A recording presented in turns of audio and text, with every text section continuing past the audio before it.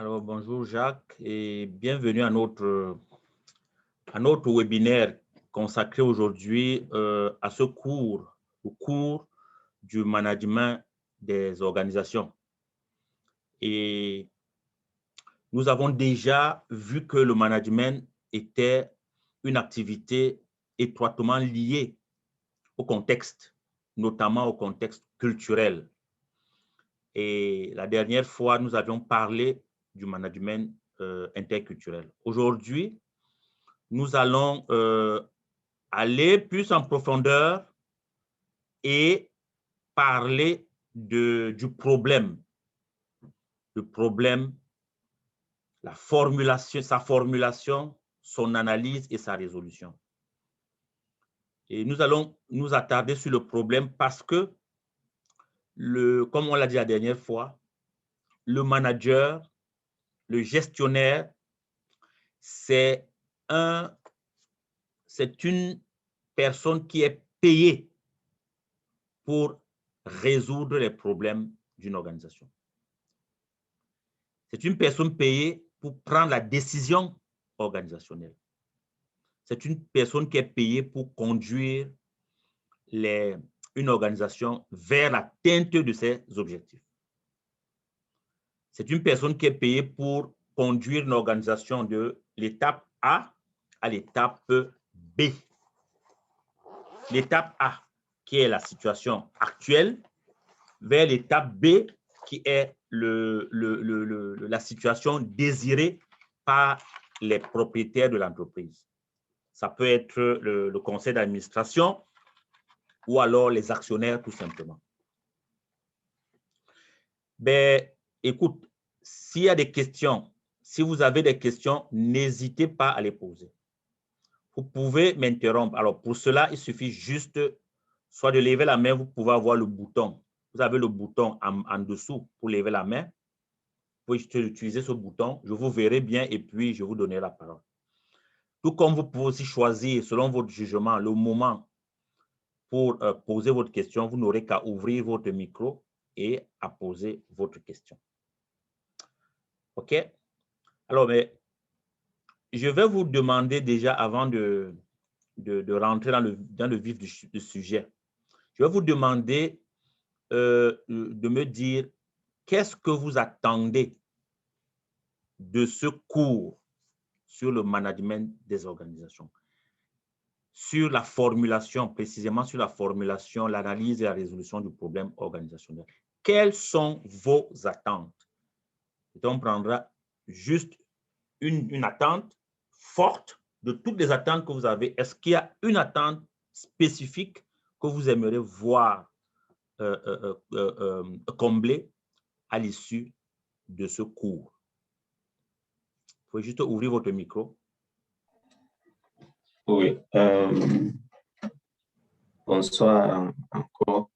La principale attente que j'ai, c'est celle de comprendre la démarche et les outils appropriés pour accompagner un processus de formulation et d'analyse et de résolution de problèmes organisationnels.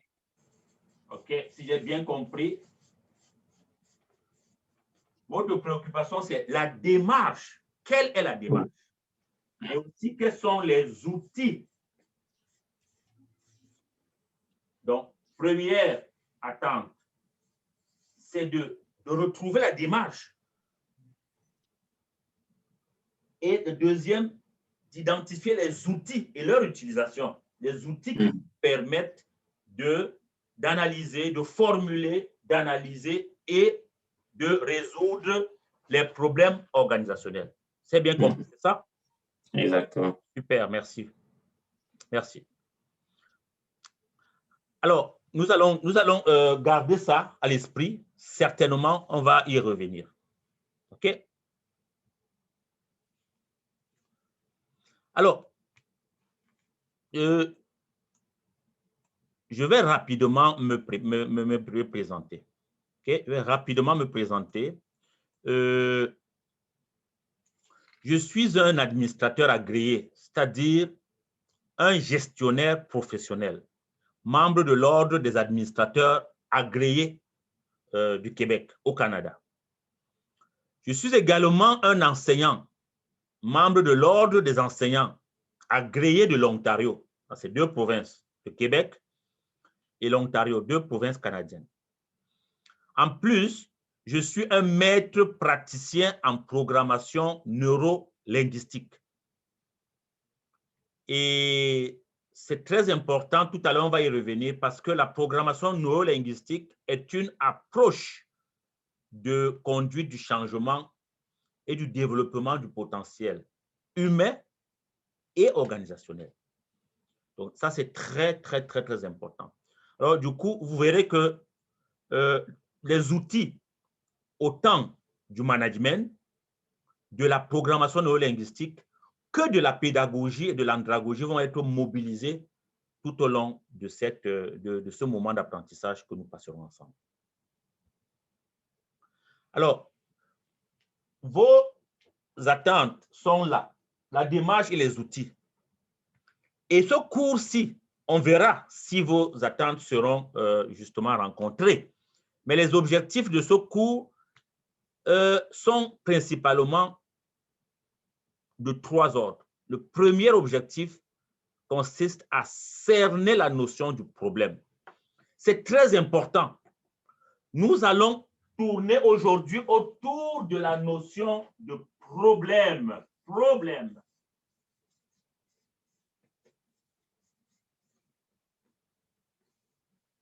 Même si aujourd'hui, dans beaucoup d'organisations, on préfère parler de défis, mais c'est pour dire la même chose.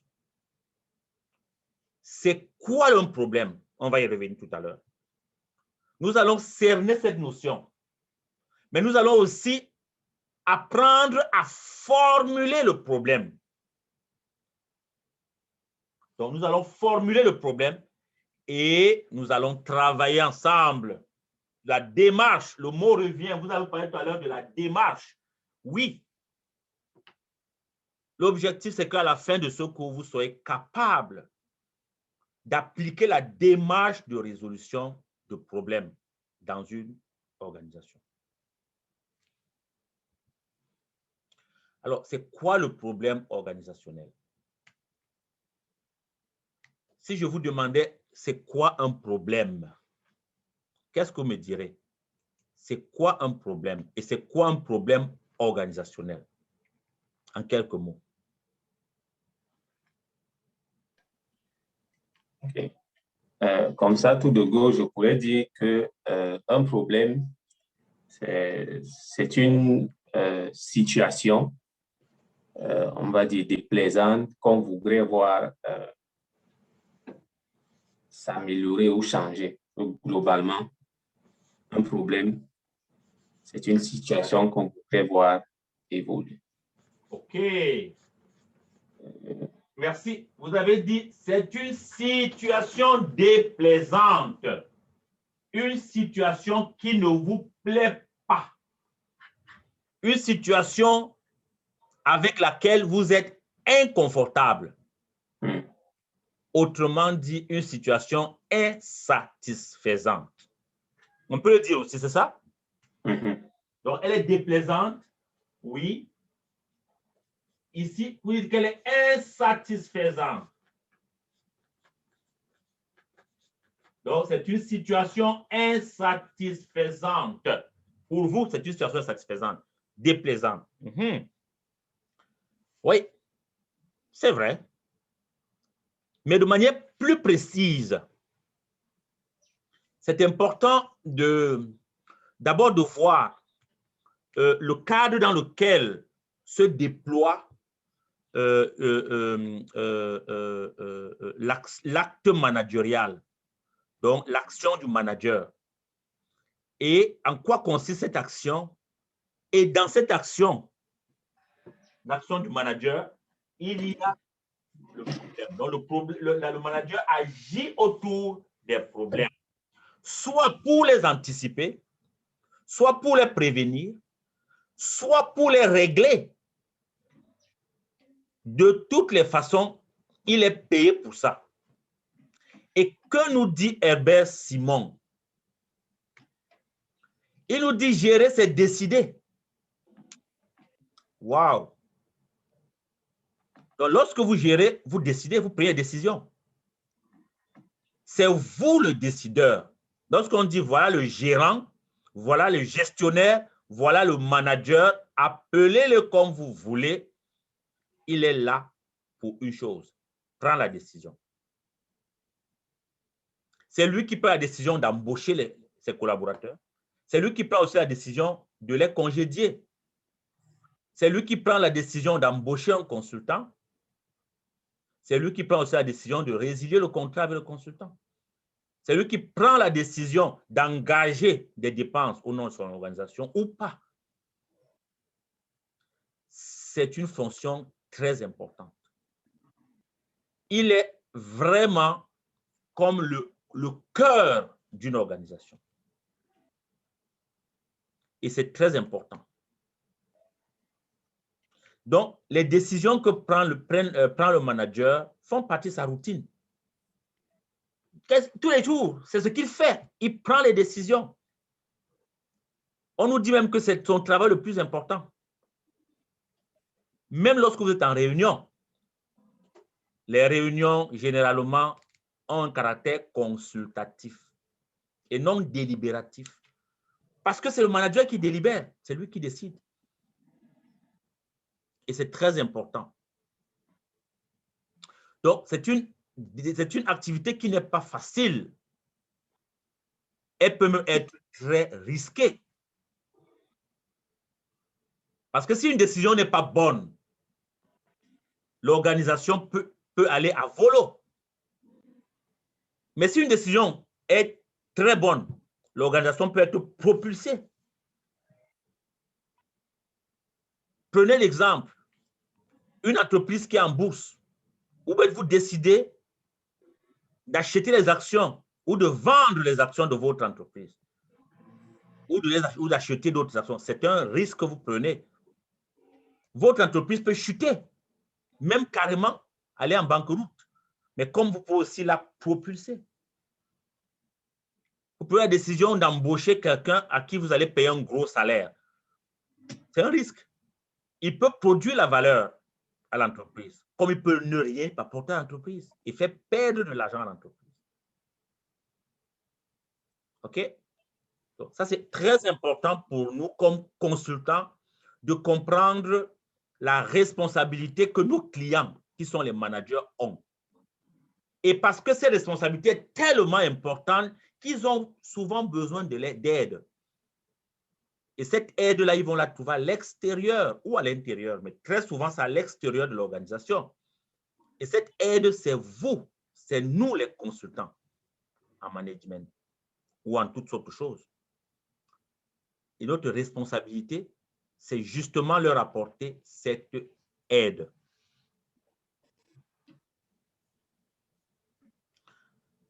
Alors, toujours bon à savoir, on dit qu'une solution est bonne parce qu'elle a marché.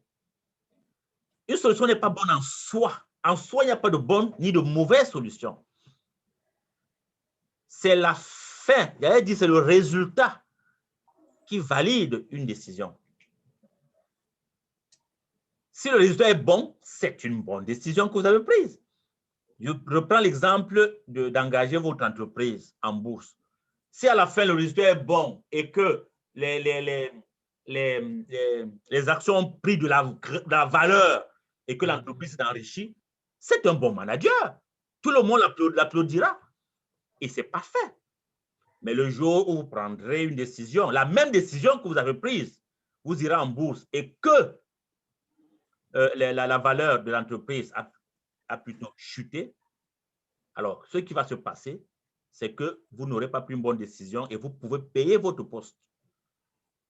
Vous pouvez justement perdre votre poste. Donc, c'est très important. Et autre chose aussi à savoir, c'est que la décision de manager, pour qu'elle soit efficace, a besoin d'être adoubée, soutenue, accompagnée par les détenteurs d'enjeux dans une organisation. Est-ce que tu peux me dire, c'est qui les détenteurs d'enjeux dans une entreprise ou dans une organisation? Quel type de personne peut être considéré comme détenteur d'enjeux? Bon, je dirais que principalement, il s'agit des personnes qui ont de l'influence sur la mise en œuvre de la décision. Parce que j'imagine que chaque organisation étant différente, avec sa propre structure, Oui. On ne peut pas juste comme ça, de manière générale, donner des fonctions. Mais par contre, si l'enjeu, c'est la résolution d'un problème, Oui.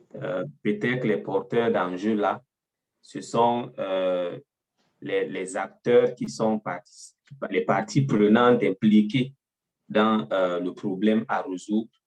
Et donc, ceux qui vivent le problème, et donc la perception de la situation est importante pour comprendre de quoi il s'agit, mais aussi ceux qui vont appliquer la solution d'une manière ou d'une autre. OK, ça c'est les détenteurs d'enjeux. Maintenant, c'est quoi les meneurs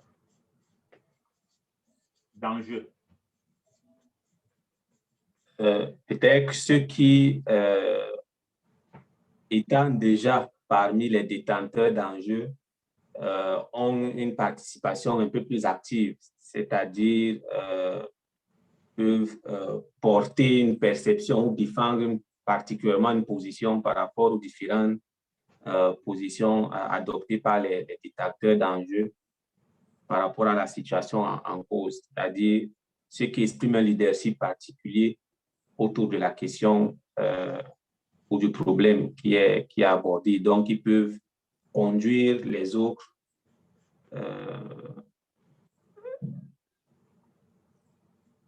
oui. Voilà, ou mobiliser autour d'eux. Et donc, ceux sur lesquels il faut intervenir dans peut-être comment je vais dire, la construction des réseaux d'alliés autour de la solution qui sera trouvée. Tout à fait. Donc ça, c'est très important ce que vous dites et je trouve ça très intéressant. C'est des concepts qui sont importants dans une entreprise, dans une organisation, quelle qu'elle soit. C'est important de les cerner très bien. Une organisation, comme on l'a dit la dernière fois, elle peut être une organisation à but non lucratif. Ça peut être une association, une OSBL, une fondation, coopérative, tout ce que vous voulez. Elle peut être une organisation commerciale à but lucratif, c'est-à-dire une entreprise commerciale qui a ses détenteurs d'enjeux. Ça peut être une entreprise politique qui est, par exemple, un gouvernement, c'est une entreprise politique. Ça peut être une entreprise administrative. Donc, toutes sortes d'organisations. Mais chaque organisation a ses détenteurs d'enjeux, a ses meneurs d'enjeux. Parce que chaque organisation a ses enjeux. Et il y a des gens qui ont intérêt à ce que cette organisation soit réussisse dans cet enjeu ou ne réussisse pas. Ce sont les détenteurs d'enjeux. Ce n'est pas toujours des gens qui sont favorables à l'organisation, les détenteurs d'enjeux. Pas toujours. Ce ne sont pas tous les gens favorables aux managers, les détenteurs d'enjeux. Et les meneurs d'enjeux, ce sont les leaders qui portent ces intérêts ou cet intérêt. Et ce que vous avez dit tout à l'heure. Donc, c'est très important pour nous d'avoir à l'esprit ces concepts de porteurs d'enjeux, qui sont les détenteurs d'enjeux et les meneurs d'enjeux. Dans une organisation, prenons le cas d'une entreprise commerciale. Qui sont les détenteurs d'enjeux et les meneurs d'enjeux dans une entreprise commerciale quelconque? Est-ce que vous pouvez nommer ces catégories professionnelles ou sociales qui gravitent dans et autour de l'organisation qui peuvent être considérées comme des détenteurs ou des meneurs d'enjeux d'une entreprise commerciale?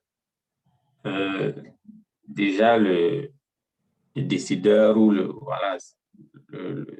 ce qui constitue le décideur, si c'est un groupe, les responsables des différentes unités impliquées dans la gestion de l'organisation, telle que le marketing ou la production, je ne sais pas, ainsi de suite, qui peuvent avoir des intérêts convergents ou pas en fonction de la situation. Il y a le client, en gros, peut-être parce qu'il peut être intéressant à certains moments d'avoir la perception, le retour des clients pour valider un produit ou une solution, ainsi de suite. Donc je vois les décideurs, je vois les différentes unités, je vois, voilà. Et voilà, donc en fonction des cas spécifiques, si vous avez dit société commerciale, on imagine que s'il s'agit de vendre un produit, les commerciaux, si je peux dire ça comme ça, voilà, font partie des détenteurs d'enjeux parce que voilà, en fonction de ce que on comprend la démarche qui est adoptée, qu'on est amené à appliquer sur le terrain ou qu'on ne la comprend pas, on peut plus ou moins coopérer et être efficace ou peut-être dans la résistance, ainsi de suite. Oui, tout à fait. Je vois ça. C'est un très bon point. Donc, ce qui est important dans ce que vous dites, et je pense que ce qui est important, c'est l'enjeu. Ce sont les enjeux. Alors, c'est en fonction des enjeux qu'on peut savoir qui est détenteur et qui est meneur. C'est vraiment, et on peut être les deux, mais c'est vraiment en fonction des enjeux. L'enjeu, de manière simple, c'est l'intérêt. Qu'est-ce que je gagne, qu'est-ce que je risque de perdre? C'est ça un enjeu. C'est qu'est-ce que je gagne dans une situation. Autrement dit, quel est l'enjeu? Qu'est-ce que je gagne là-dedans? Qu'est-ce que je peux perdre là-dedans?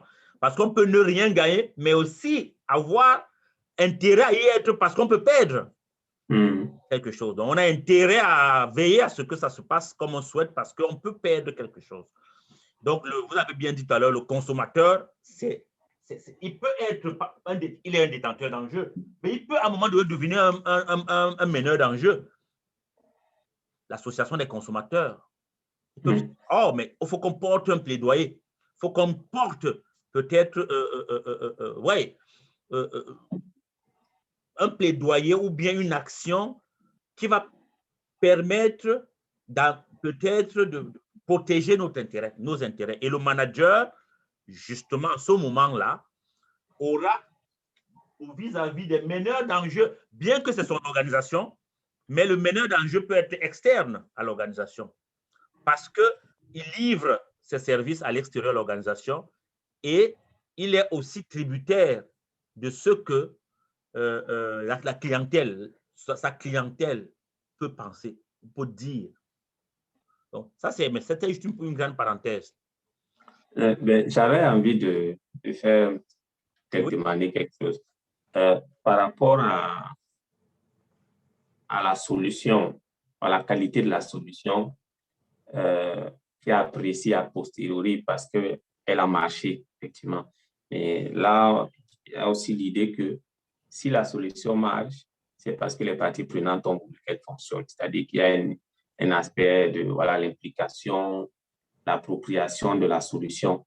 Mais est-ce que parfois il n'arrive pas aussi que le décideur effectivement décide de s'engager dans une voie où il n'a pas le soutien et que que ce soit validé parce que ça a marché.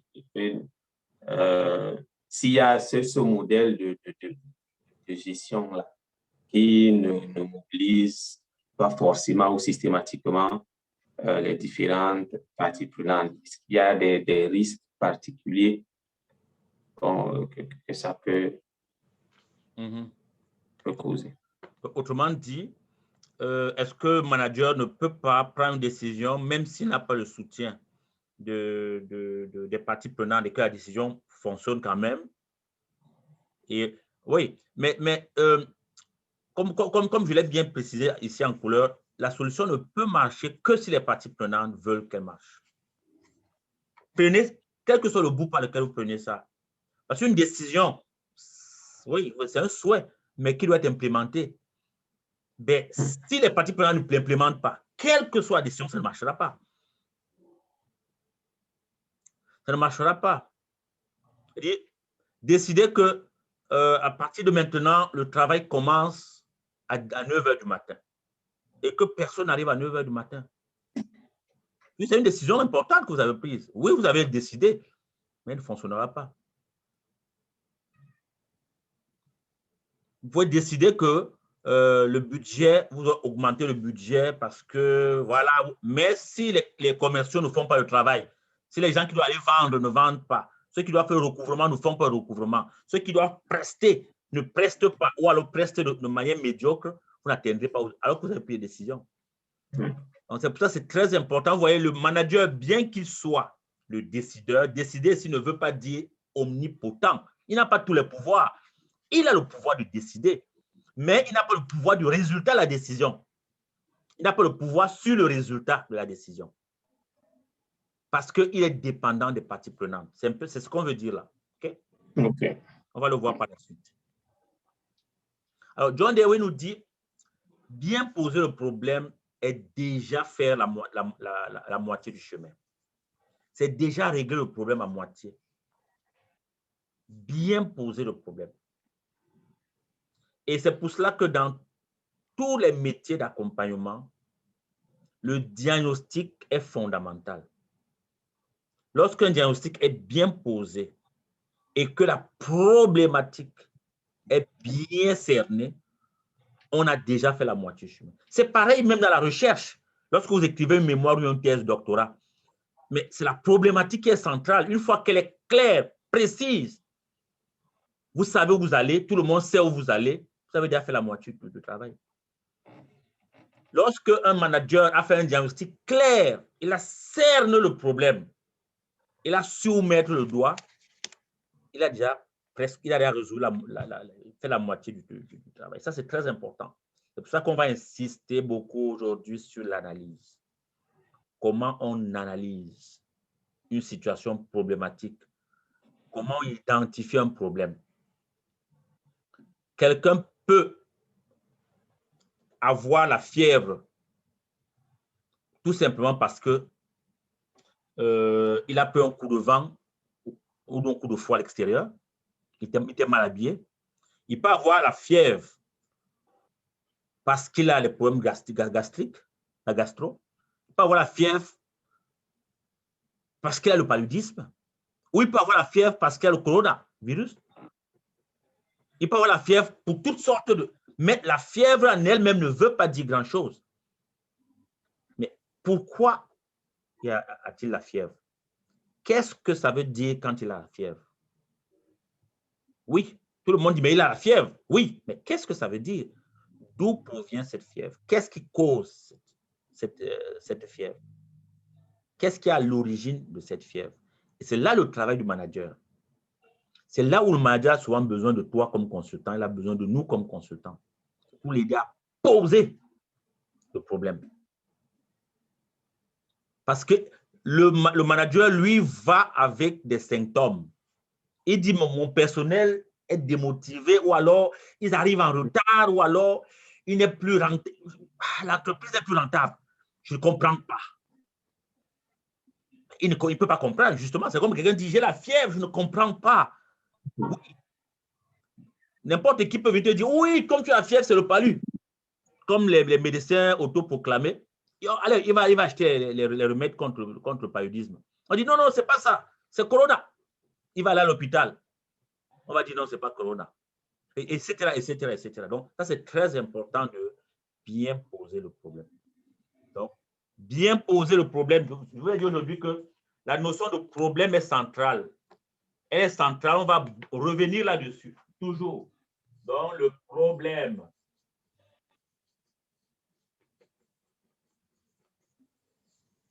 Bien poser le problème. Tout à l'heure, on va voir comment on pose un problème organisationnel. Ce n'est pas la même chose qu'un problème au quartier, là. un problème organisationnel. Mais si ce n'est pas la même chose qu'un problème locatif, qu'est-ce qu'un problème donc? Qu'est-ce qu'un problème? Alors, il s'agit, on l'a dit au début, tu as dit au début que c'était une situation qui était inquiétante pour toi, préoccupante, insatisfaisante. Donc, c'est une situation qui préoccupe une personne ou des personnes et qui les préoccupe au point où ils doivent régler ce problème. Ils doivent résoudre cette situation préoccupante. Mais c'est une situation qui les préoccupe, ils doivent régler, mais ils ne savent pas toujours comment le faire. Là, c'est un problème. Mais si c'est, par exemple, je suis là, écoute, j'ai faim, toi aussi tu as faim, mais on sait comment le faire parce que voilà mon frigo, il y a beaucoup de nourriture dans mon frigo. Ce n'est vraiment pas un problème pour moi. Il n'y a aucune difficulté pour moi à me lever, à vous ramener. Voilà le problème. Mon problème de famine est réglé. J'ai des bâtons, j'ai un paquet de biscuits. Je peux manger tout à l'heure et j'ai des bouteilles d'eau. Donc, ce n'est pas un problème. Ce n'est pas un problème. Mais c'est donc quoi un problème? Donc, le gendre, il nous dit, attention, il faut qu'il y ait un certain niveau de difficulté pour qu'il y ait un problème. Il ne faut pas juste que ça soit quelque chose qui me préoccupe. Ah, moi, je n'ai pas encore mangé, mais il y a nourriture à la marmite. Va te servir. Ce n'est pas un problème. Alors, pour monsieur et madame tout le monde, le problème, c'est une situation qui est effectivement insatisfaisante, comme on a dit tout à l'heure. On a dit, j'ai faim. C'est insatisfaisant. Je ne suis pas satisfait parce que je n'ai pas mangé. C'est une situation incompréhensible. Le boss décide que désormais, on va travailler le dimanche. C'est incompréhensible. Les gens vont dire, mais non, non, non. De façon incompréhensible. Elle est m'inquiétante. Elle est choquante, insuffisante. Elle est boiteuse.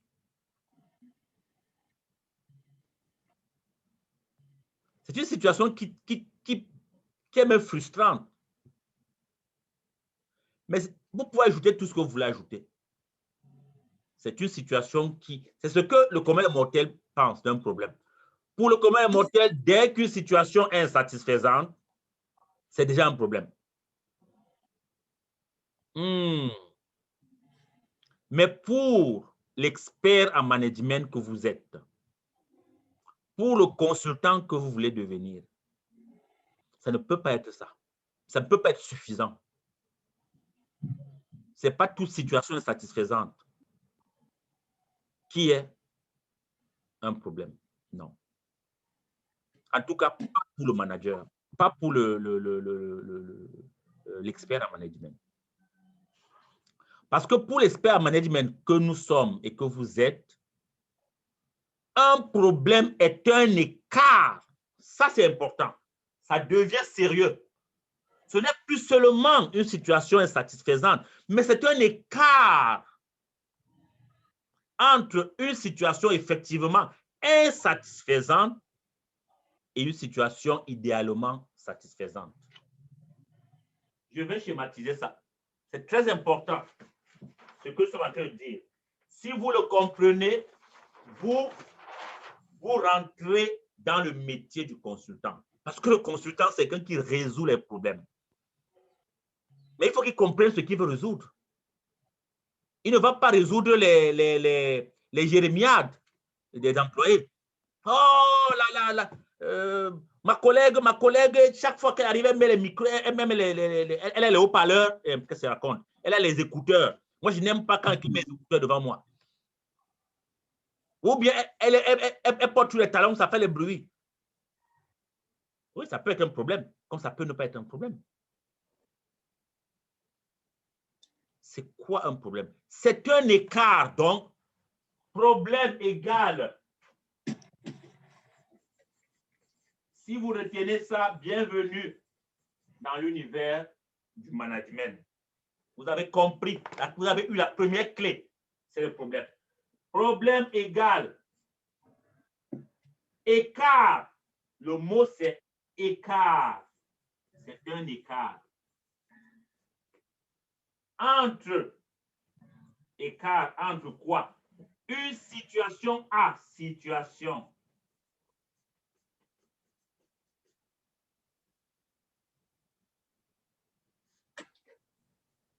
La situation insatisfaisante. Et la situation et une autre situation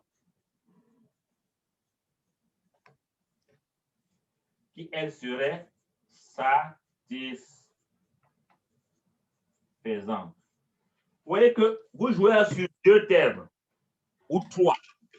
Le premier terme, c'est que le problème est d'abord un écart.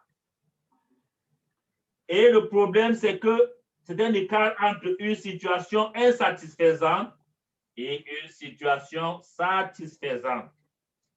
Donc, le problème, c'est ici au milieu. C'est ce qu'on appelle problème.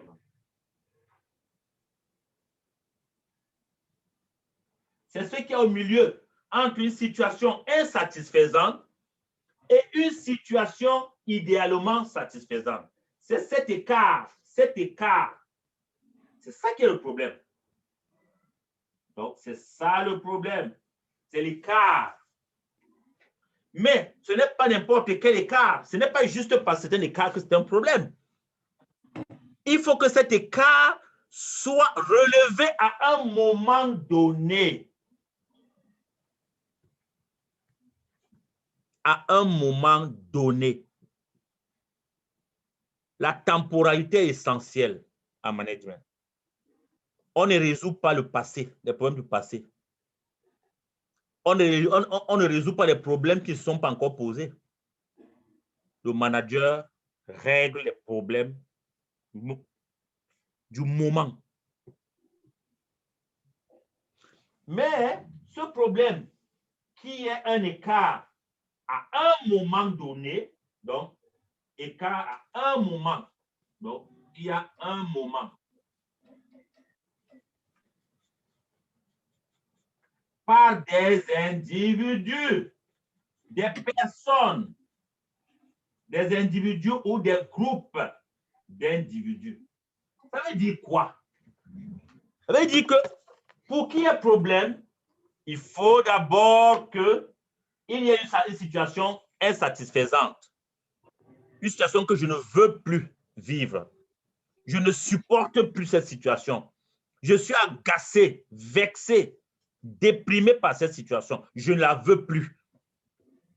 Ça, c'est moi. Donc, c'est un individu qui remarque qu'il y a une situation, il ne veut plus cette situation.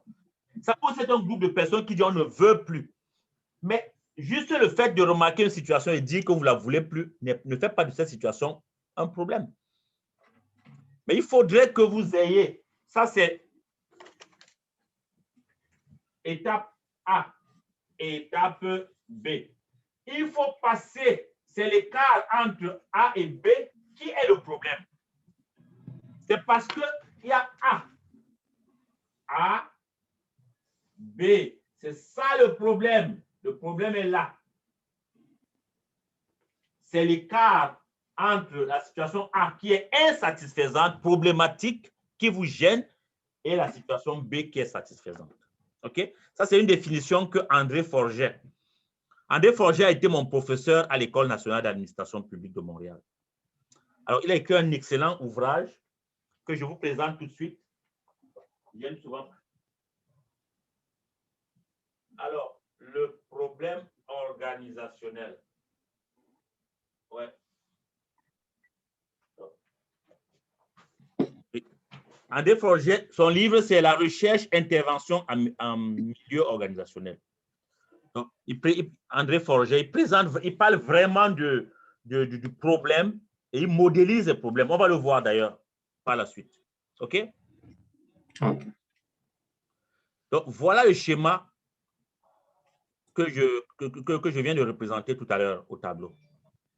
Donc, le problème est un écart inacceptable. C'est un écart que vous relevez et qui, à vos yeux, est inacceptable entre quelque chose d'effectivement insatisfaisant et une chose idéalement satisfaisante. Est-ce que jusque-là, il y a des questions? On peut avancer? C'est correct. Parfait, merci. Donc, c'est important, une fois qu'on a cerné, une fois qu'on l'a fait, on est déjà en train ça, c'est le premier objectif qui était de cerner la notion de problème. Nous sommes en train de cerner la notion de problème. 4 conditions pour qu'il y ait un problème. Est-ce que tu peux nous lire les 4 conditions pour qu'il y ait un problème?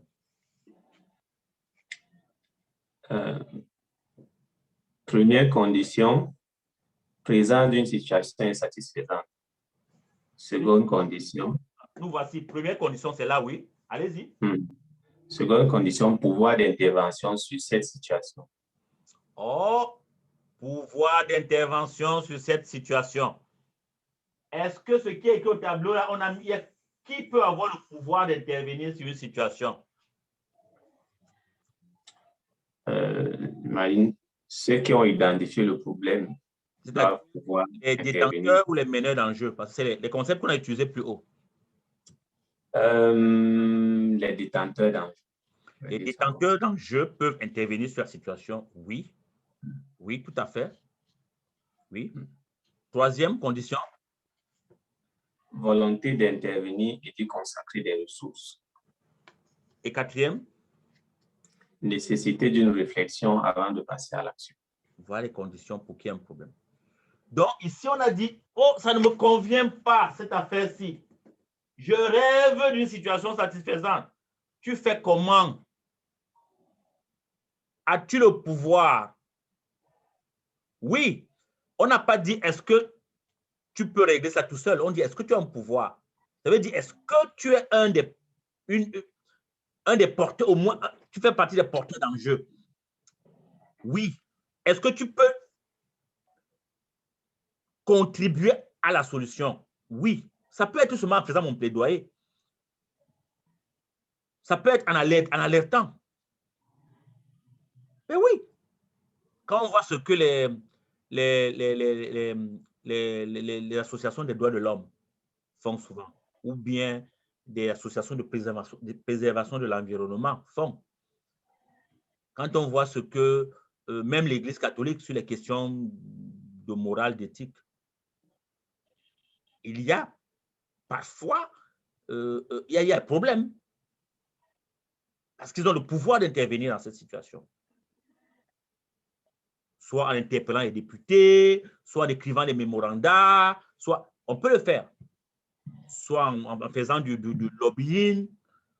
Volonté d'intervenir, d'y consacrer des ressources. Est-ce qu'on est prêt à y consacrer des ressources? La ressource ici peut être le temps. Vous voyez des gens qui chialent, qui se plaignent, qui crient, mais ne sont pas prêts à consacrer un peu de leur temps pour résoudre le problème. Donc, ce n'est pas un problème pour eux. Ils vont dire, oh, c'est un problème, on ne veut pas ça, on ne supporte pas ça. Est-ce que vous êtes prêts à y consacrer le temps? Notre quartier, il y a l'insalubrité, il y a les moustiques, les enfants, il y a les agressions, etc. Est-ce que vous êtes capable de vous mettre ensemble pour créer un comité de jeunes et le financer? Peut-être que le budget pour financer un tel projet serait seulement de 500 000. Dans un quartier qui a peut-être, je ne sais pas moi, 500 ménages. On demande à chaque ménage de consacrer 1000 francs CFA. Ça fait 500 000 pour qu'on règle le problème dans le quartier. Parfois, ils ne sont pas prêts à consacrer les ressources. Hein? Alors, est-ce qu'on va dire que c'est un problème pour cela? Non. Non. Non. Je suis malade, je ne suis pas prêt à aller à l'hôpital. Je ne veux pas aller à l'hôpital, je ne veux pas me soigner. Est-ce que c'est un problème? Ce n'est pas un problème. Même si je vais mourir, ce n'est pas un problème, puisque je n'ai pas un problème. Je n'ai pas la volonté d'intervenir et d'y consacrer les ressources. C'est souvent le troisième point qui est important. Beaucoup de gens relèvent des situations insatisfaisantes, mais ne sont jamais prêts à consacrer les ressources pour les résoudre. même dans leur propre vie. Je ne vous parle pas seulement du développement organisationnel, je parle du développement personnel. Il y a des gens qui ont remarqué qu'ils sont mal à l'aise dans une situation professionnelle précise, mais ils passent quand même 30 ans de leur vie mal à l'aise dans cette situation. Tout simplement parce qu'ils ne sont pas prêts à consacrer des ressources pour sortir de là. La ressource, ça peut être de prendre une inscription, aller prendre une autre formation pour changer de métier, mais ils ne sont pas prêts à le faire. Ils vont trouver toutes sortes d'excuses, mais ils vont quand même se plaindre. Alors, ces gens ne sont pas les clients pour un consultant parce qu'il n'y a pas de problème. Ils peuvent se plaindre s'ils veulent, c'est leur droit, mais le consultant n'a pas d'énergie à consacrer à ce genre de choses parce qu'il n'y a pas de problème. Mais il y a aussi la nécessité d'une réflexion avant de passer à l'action. Oui, quand il y a un problème, on réfléchit, évidemment. C'est ce qu'on fait, on fait un diagnostic, on cerne les enjeux, etc., avant de prendre une décision. Le consultant doit être très vigilant. Il y a des points de vigilance que j'ai relevés ici. Est-ce que tu peux juste nous les lire, s'il te plaît? OK. Chaque membre d'une organisation est un acteur stratégique qui recherche ses intérêts. Un décideur n'a jamais la maîtrise complète de ses décisions et doit toujours composer avec les autres acteurs de l'organisation. La solution à un problème complexe n'est jamais similaire d'une période à une autre ou d'un lieu à un autre. Dans la résolution des problèmes organisationnels complexes, il faut rechercher une solution satisfaisante plutôt qu'optimale. La bonne solution est celle qui fonctionne. Ça, c'est le point de vigilance. C'est ce que je peux appeler les conseils qu'on donne à un consultant. Très important. Pourquoi dit-on que chaque membre d'une organisation est un acteur stratégique? Il est stratégique tout simplement parce que c'est quelqu'un qui est là pour lui-même. Il a son agenda. Il sait ce qu'il veut. Mais toi, tu ne sais pas toujours ce qu'il veut. On peut être dans la même organisation, on travaille pour la même organisation, ou bien on travaille dans la même organisation, mais peut-être on ne travaille pas tous pour la même organisation. On peut tous travailler dans la même organisation sans travailler pour la même organisation. Il y a des gens qui travaillent pour eux-mêmes. Il y a des gens qui sont là parce qu'ils attendent quelque chose. Il y a qui sont là pour prendre quelque chose. De toute façon, chacun est là pour prendre quelque chose. Mais quoi? Donc, il faut le savoir. Donc, c'est une sorte nous sommes tout est interrelié. Tout est relié dans une organisation. C'est très important que le manager soit conscient de cela. Que les gens qui sont là, qui travaillent avec lui, chacun est là pour quelque chose de spécifique que les autres ignorent. C'est un acteur stratégique. Il recherche ses intérêts. D'abord. Donc, le manager, c'est lui qui doit amener les gens, bien qu'en recherchant leur intérêt personnel, à rechercher aussi l'intérêt de l'organisation. Sinon, l'organisation risque de devenir une vache à lait où chacun vient tirer ce qu'il a tiré et s'en va. Ça, c'est dangereux. C'est pour ça que le manager, quand il se rend compte qu'il y a des passagers clandestins dans son organisation, il doit élaguer. Il doit élaguer cette organisation. Il doit se débarrasser de ces passagers clandestins. OK? Un autre point de vigilance. Il ne faut pas viser à trouver la solution à un problème, mais plutôt à faciliter le processus d'apprentissage qui permettra aux parties prenantes de graduellement en développer une meilleure connaissance et une meilleure compréhension. Oui, c'est ça. Le consultant ne trouve pas la solution à un problème. Et je vous ai dit que vous êtes des experts du processus et non les experts des contenus. Vous n'êtes pas les sauveurs d'organisation. Vous êtes là pour autonomiser les gens parce que vous maîtrisez le processus qui permet aux employés d'une organisation à s'autonomiser, à trouver la solution à leurs problèmes. vous les accompagnez, vous facilitez ce processus, qui en réalité est un processus d'apprentissage. Ils apprennent à faire, ils apprennent à mieux faire en tout cas. Donc, c'est ça le rôle du consultant. C'est important au CFCI, nous ne formons pas les consultants sauveurs. Nous n'avons rien à sauver. Nous ne sauvons personne. Nous n'avons même pas ce pouvoir.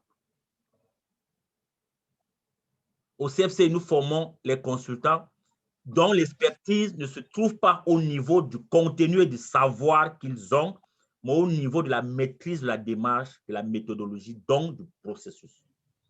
Voilà la valeur ajoutée du consultant qui est formé. Et c'est ça l'école canadienne à laquelle nous appartenons. C'est extrêmement important pour nous. Donc, je vais toujours insister là-dessus. Toujours insister là-dessus. Nous sommes les experts du processus. En réalité, le consultant joue un rôle de coach. Le coach qui ne te dit pas ce que tu dois faire, il ne te donne pas des solutions, mais il t'accompagne, il chemine avec toi par les questions, par la présence, par le processus qu'il maîtrise, il t'accompagne pour que tu ailles toi-même trouver la solution à ton problème. Le 7e point de vigilance. Chaque partie prenante doit avoir l'opportunité d'exprimer ce qu'elle comprend de la situation problématique et en quoi elle la préoccupe. Ça, c'est une posture importante. On demande au coach d'être à l'écoute, au consultant, autant pour moi, d'être à l'écoute de toutes les parties prenantes. Lorsque vous êtes dans une organisation, ou vous accompagnez un processus de changement dans une organisation, vous devez vous assurer que toutes les parties prenantes s'expriment. Parce que si vous négligez une partie prenante, vous n'écoutez pas, vous aurez une partie seulement de l'histoire. Vous ne serez pas renseigné de manière totale et globale et complète. C'est très important.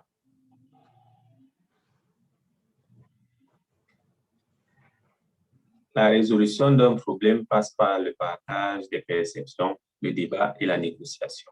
Voilà. Ces 3 mots sont très importants. Les perceptions, le débat, la négociation. Tout est question de perception. En réalité, un problème, c'est une perception. C'est pour ça que dans une entreprise, il y a des gens qui vont vous dire que s'il y a un problème, d'autres vont vous dire qu'ils ne voient aucun problème. Mais regardez dans les États même. Il y a des gens qui vont vous dire qu'il n'y a aucun problème dans un pays X, alors qu'il y a d'autres gens qui vont vous dire que ce pays-là, c'est l'enfer. Il n'y a que des problèmes là-bas. Tout est question de perception. Tout est question de position. Si je suis dans une position, ce que je vois, mon champ de visuel ne sera pas le même que le champ visuel de celui qui a une autre position. Quand vous êtes dans un stade de soccer, de football ou de hockey, peu importe, si vous êtes assis en première ligne, vous voyez l'arène devant vous là, l'arène devant vous. Mais vous n'avez pas le même champ visuel que celui qui est assis dans les gradins au-dessus. Vous voyez les joueurs, ils sont la grandeur nature. Vous entendez même ce qu'ils disent. Mais celui qui est loin, il imagine plein de choses. Mais il voit aussi d'autres choses que vous ne voyez pas. Parce qu'il voit ce qui est derrière vous. Il voit partout. Donc, c'est une question de perception. Souvent, le problème, c'est aussi une question de perception. Les gens sont insatisfaits parce que leur perception est ce qu'elle est. C'est aussi, pour régler ce problème, il faut écouter les perceptions des gens, des uns et des autres. Quand on veut régler un problème concernant, nous sommes au mois de mars, c'est le mois dédié aux femmes. Si on veut peut-être régler un problème d'inclusion dans une organisation, dans une entreprise, et vous ne pouvez pas seulement écouter les femmes, parce qu'on dit que c'est les femmes qui sont pleines. Mais écoutez aussi les hommes. Ils vont vous dire pourquoi. Pourquoi ce qui se passe comme ça se passe. Pourquoi? Alors, c'est très important de la part de tout le monde. Mais aussi d'être prêt à négocier. Parce que la vérité ne se trouve ni à gauche, ni à droite. Elle est toujours au centre. Les latins disent « Virtus stat in medio ». La vertu se trouve toujours au centre, jamais dans les extrêmes. Ceux qui sont dans les extrêmes, en général, c'est leur ego qu'ils nourrissent. On nourrit notre ego quand on est dans les extrêmes. On dit, c'est moi qui ai raison, tel est méchant, tel ne comprend rien, il est incompétent. Oui, c'est mon ego. Mais s'il y a un problème, c'est justement parce que je suis une partie du problème moi aussi. Et en même temps, je suis une partie de la solution. L'autre aussi est une partie du problème. Mais peu importe, s'il est responsable à 75% du problème ou à 95%, et moi je suis responsable qu'à 5%, mais je suis aussi quand même responsable. Parce que s'il n'y avait pas si les deux parties n'étaient pas responsables, il n'y aurait même pas de problème. Donc ça, c'est très important qu'il y ait une négociation pour que chaque partie puisse gagner. Parce que dans une négociation, c'est la meilleure négociation, c'est la négociation gagnant-gagnant. Une négociation, il y a une partie qui a perdu, n'est pas une négociation. Le problème va recommencer. On peut dire que pour un consultant, globalement, la principale,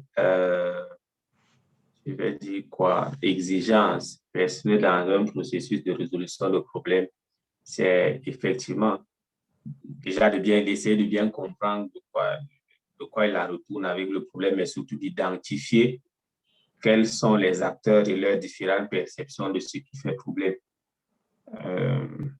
Ceci, tout l'enjeu, la solution, la participation dans le processus de prise de décision est important dans la solution. La solution est efficace si les gens y ont participé, les différents détenteurs d'enjeux et meneurs d'enjeux.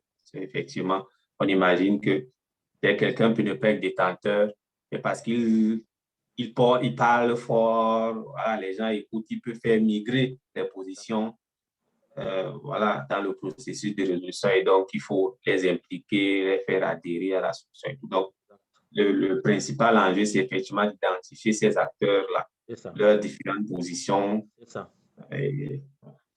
C'est assez intéressant. C'est ça, exactement, c'est cela. C'est cela. C'est cela.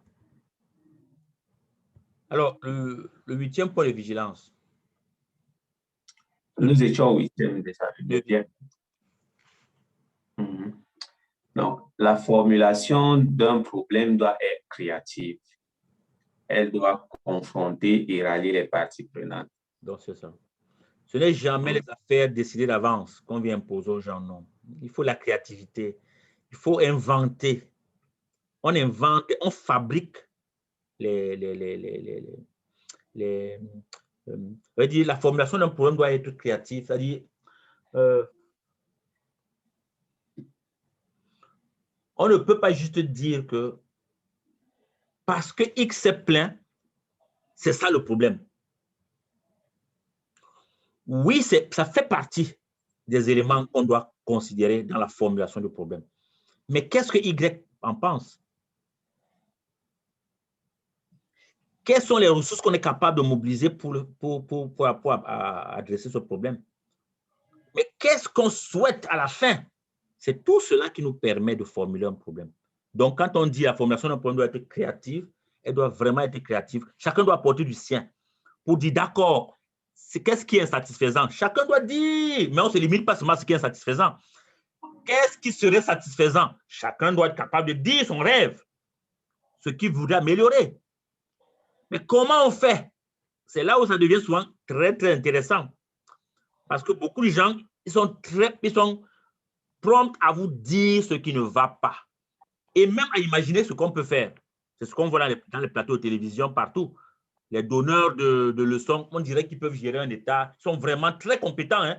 Non, ce n'est pas difficile, il suffit de faire ça, faire ça, faire ça. D'accord. Maintenant, on fait comment? Oui, je sais qu'il faut faire ça. Tout le monde dit, quand quelqu'un a faim, il faut qu'il mange. D'accord, mais on fait comment pour trouver à manger? La question que les gens ne se posent pas. Toi, tu es prêt à mettre quoi dans l'assiette pour qu'il y ait à manger? Alors là, c'est là où on comprend que ce n'est pas aussi facile que ça, le problème. C'est facile de parler, mais il faut régler. On fait comment?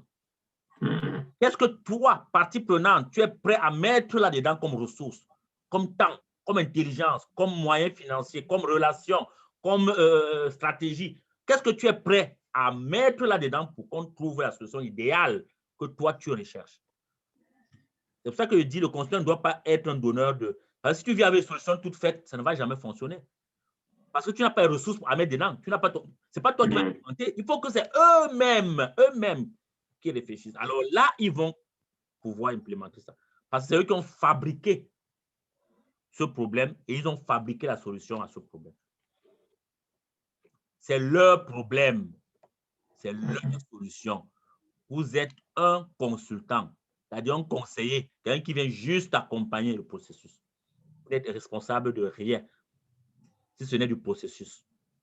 C'est bon jusque-là? C'est correct, c'est correct. Super. Donc, nous avons terminé le premier objectif qui était de cerner le problème.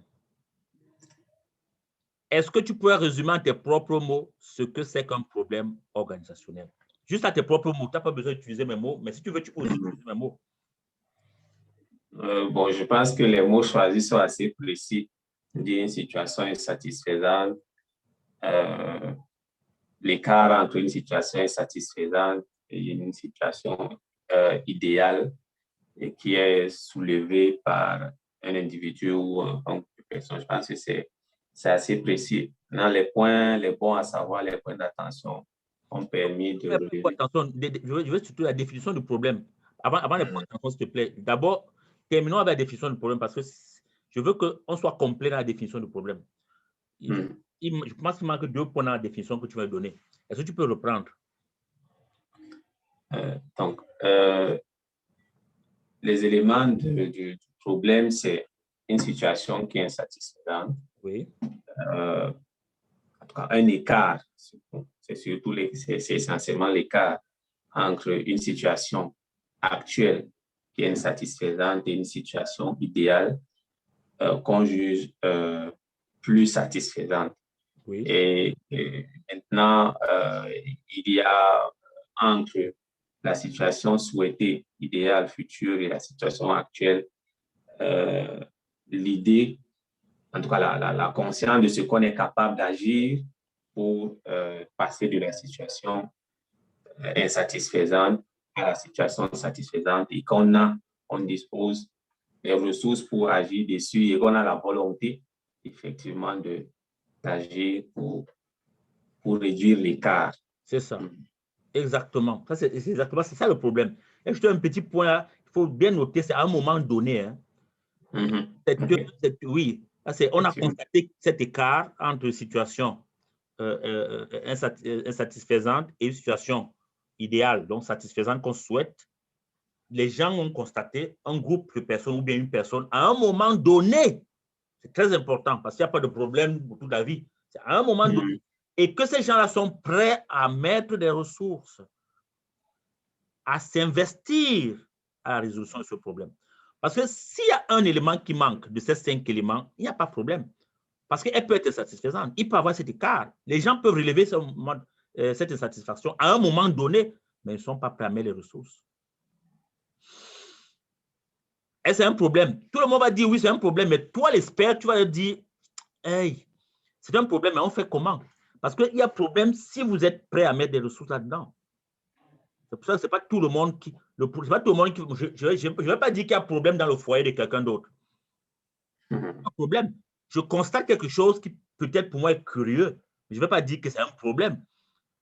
Oui, c'est insatisfaisant. J'entends les cris dans cette maison. Peut-être qu'il y a violence familiale. Peut-être. Je n'en sais rien. C'est satisfaisant. J'entends ça à un moment donné. C'est un écart entre ce que j'aurais souhaité. C'est moi qui souhaite. Est-ce que je suis un détenteur d'enjeu? Est-ce que je suis un porteur d'enjeu? Est-ce que je suis une partie prenante? Mais je souhaite quoi? Tu peux entendre les cris dans leur maison alors que ce sont plutôt des cris de joie et d'amour. Toi, tu sais. Parce que c'est pour ça que je vais commencer par les détenteurs d'enjeux.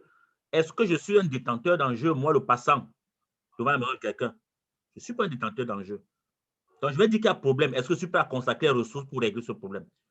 Bon, si chaque soir, elle pleure parce qu'elle veut que son mari aille avec elle au lit, est-ce que j'ai le pouvoir d'aller avec elle au lit après son mari? ou elle pleure parce que son mari ne donne pas la ration, est-ce que j'ai le pouvoir, moi, de donner la ration à la place de son mari? Ou vice-versa, ça peut être l'homme qui pleure. Donc, c'est extrêmement important. Tu vois, c'est le développement organisationnel, mais on peut appliquer la même approche au développement personnel. La même approche. C'est très important. C'est pour ça qu'on ne peut pas dire qu'il y a un problème. On ne peut pas dire qu'il y a un problème. On ne peut pas dire oui, c'est un problème. Non, les mots ont un sens. Nous, la différence entre un expert et un non-expert, c'est que l'expert sait ce que signifient les concepts. On est d'abord expert parce qu'on maîtrise les concepts. Avant toute chose. L'expert, parfois, ne parle pas pour parler. Quand il dit un mot, il sait ce qu'il met. Les mots sont chargés. Il charge les mots des contenus.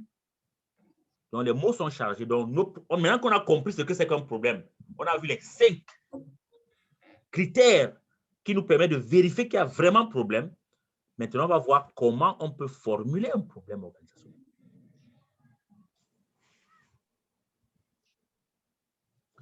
Alors, la formulation d'un problème est un processus. Ça veut dire qu'on ne se lève pas seulement dit voilà le problème. Non, c'est qu'il y a plusieurs étapes. Et c'est le consultant, justement, qui est fondé, qui a la légitimité pour conduire un processus de formulation d'un problème. Pourquoi? Parce qu'il est formé à ça. Moi, j'ai toujours un problème avec des gens qui exercent des métiers qu'ils n'ont pas appris. Je ne sais même pas comment on peut exercer un métier qu'on n'a pas appris. Je ne sais pas. Je ne dis pas qu'il faille nécessairement aller dans une école formelle.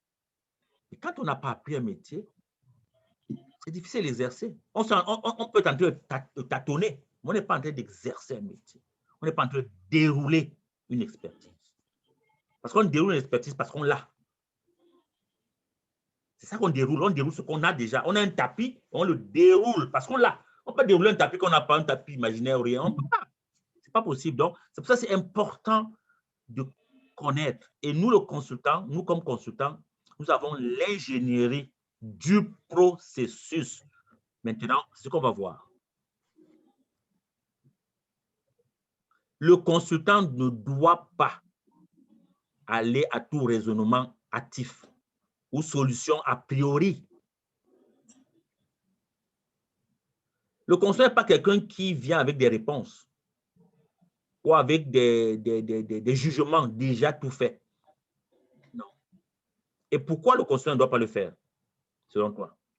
Pourquoi le consultant ne peut pas venir avec des solutions toutes faites, avec des recettes toutes faites? Pourquoi? Déjà, peut-être parce que, comme on l'a relevé tout à l'heure, le problème est porté par des acteurs qui sont au sein de l'organisation. Et donc, c'est eux, c'est l'écoute, la nécessité de l'écouter ici permet d'identifier quelle est leur perception, parce que le problème, c'est l'ensemble des perceptions des acteurs impliqués, détenteurs et porteurs d'enjeux. Oui, parce que c'est eux les spécialistes de ce problème. Eux les experts de ce problème, les experts de leur organisation, les experts de leur vie, quand c'est développement personnel, les experts de... Le consultant, tu es arrivé peut-être pour un mois, tu repars. Tu ne peux pas donner les leçons aux gens qui travaillent depuis 10, 15, 20 ans dans une organisation. Ils connaissent l'histoire. Ils sentent cette organisation. C'est leur vie. Tu ne peux pas juste arriver, tu dis que toi, tu vas leur dire ce que... Non. Mais si tu es intelligent, tu arrives et c'est là où la posture du consultant est essentielle. Un consultant formé, c'est quelqu'un qui a une posture. Première posture du consultant, c'est jamais d'a priori, c'est le non-jugement. On arrive sans a priori. On prend les gens comme ils se présentent, là devant toi. Ça te permet de faire un diagnostic sans complaisance, sans a priori. Tu constates ce qui est là. Tu écoutes ce qu'on te dit. Tu vois ce que tu vois. Tu sens ce que tu ressens. Tu découvres ce qui est écrit dans les rapports précédents. Tu lis ce qui est sur les réseaux sociaux à propos. Tu entends ce que les gens te disent dans le cadre des entretiens individuels. Dans les focus groups, ce qui se disent entre eux. C'est tout ce que tu vois. Et tu vas avec ça. Pas avec autre chose. Et surtout, tu as une écoute active. Tu es présent. C'est la deuxième posture du coach. C'est la présence ou du consultant. Parce que le consultant ici, dans la poche, l'escabeau, ça s'apparente au coach. Tu es présent. Tu es présent au moment présent à la personne qui est présente devant toi. C'est très important. Parce que c'est là, c'est grâce à ça que tu vas réussir à formuler le problème. Alors, tu dois aussi miser sur la description des faits, ce que les gens te disent.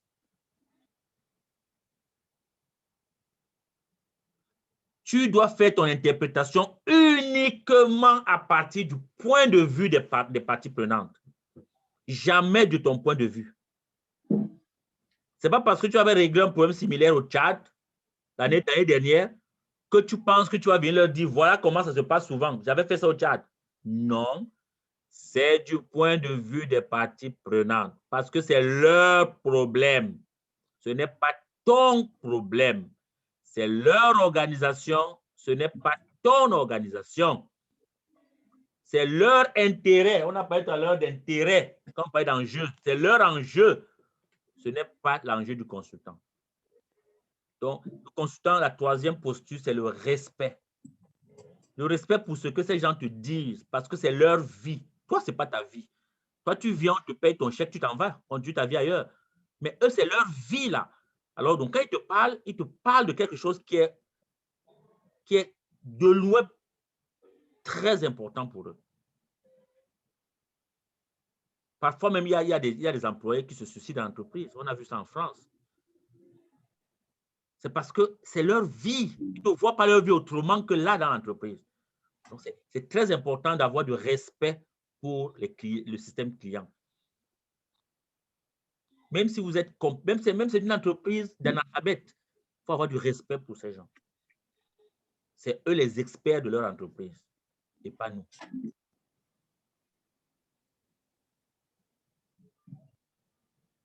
Et puis, on doit toujours, parce qu'on écoute, on ne doit jamais, jamais amener l'autre à abandonner sa position. Jamais. On ne doit jamais amener l'autre à abandonner ce sur quoi il compte. Ni ses intérêts, ni ses enjeux. Il doit les garder. Parce que si tu l'amènes à abandonner ça, qu'est-ce qui va se passer? Il va se résigner, mais le problème va revenir plus tard. Ça, c'est clair. C'est pour ça que je disais tout à l'heure qu'en négociation, il y a de négociations que de gagnant-gagnant. Quand on a une négociation, une partie ne doit pas perdre. Gagnant ne veut pas dire qu'on coupe la poire en deux, non. Gagnant-gagnant, ça veut dire que ne serait-ce que la face, que je ne perde pas la face. Je peux perdre mes positions, je peux perdre même de l'argent, mais que je ne perde pas la face, au moins. Mais que je gagne quelque chose quand même. Sinon, qu'est-ce que je suis allé faire en négociation? La négociation, ce n'est pas un tribunal, on dit, tu as perdu, tu vas en prison, toi, tu as gagné. Non. Donc, c'est très important. Et ici, le consultant est là pour écouter toutes les parties et pour valoriser le point de vue de chaque partie prenante.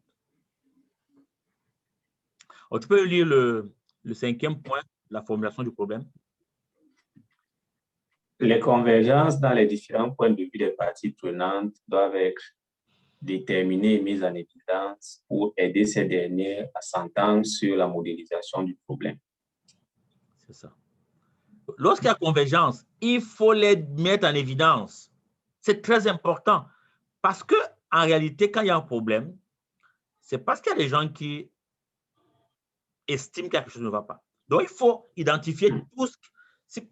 Et c'est pour ça que le consultant travaille toujours avec... Vous voyez, derrière moi, j'ai un tableau, mais vous devez avoir un tableau et vous mettez les colonnes. Vous catégorisez les problématiques, les problèmes, ou les défis, ou vous les catégorisez, vous les rassemblez par affinité.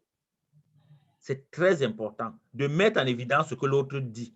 Qu'est-ce que ça fait quand vous mettez en évidence ce que quelqu'un dit? Mettre en évidence, c'est écrire au tableau. Quand, par exemple, vous parlez, j'écris au tableau. Qu'est-ce que ça fait quand vous mettez en évidence ce que quelqu'un vous dit? Ça permet de prendre conscience. Oui. Oui. Des différentes positions et de peut-être de réfléchir plus facilement à comment est-ce que les positions peuvent être voilà, se rapprocher dans le processus. Oui, ça peut se rendre compte qu'on est, parfois on n'est pas, parfois on se plaint, on est en désaccord, alors que ce qui nous met en désaccord n'est même pas si grave que ça. Souvent, c'est les mots qu'on choisit qui nous mettent en désaccord. J'ai dit un mot, et parfois c'est la compréhension même de certains mots. Peut-être qu'on peut dire la même chose, mais c'est parce que le mot qui est utilisé, c'est un mot pour toi qui ne renvoie pas la même réalité. Parce que il n'y a pas de... Les concepts sont les idées. Et les idées sont fonction de notre culture, notre éducation, des influences que nous avons eues dans notre vie. Lorsque quelqu'un va parler de guerre, le mot guerre ne résonne pas pareil pour moi que pour toi ou pour quelqu'un qui a connu la guerre du Rwanda, la guerre en Côte d'Ivoire, ou quelqu'un qui vit au nord ou au sud-ouest, ou quelqu'un qui vit à l'extrême nord de Boko Haram.